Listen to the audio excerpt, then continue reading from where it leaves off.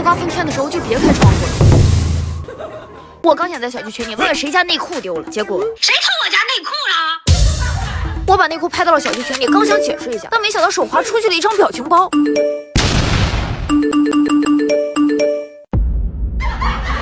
这时我是必须拿大喇叭喊才能证明我的清白了。可我刚出门，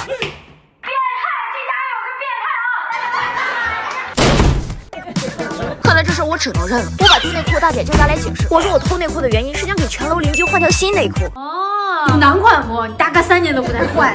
不是，丢内裤的是大哥啊。到了晚上，我跟大姐挨家挨户去送内裤，准备醒来迎接邻居们的泼天夸赞。可第二天一早，大姐拉着行李箱让我赶紧和她跑路。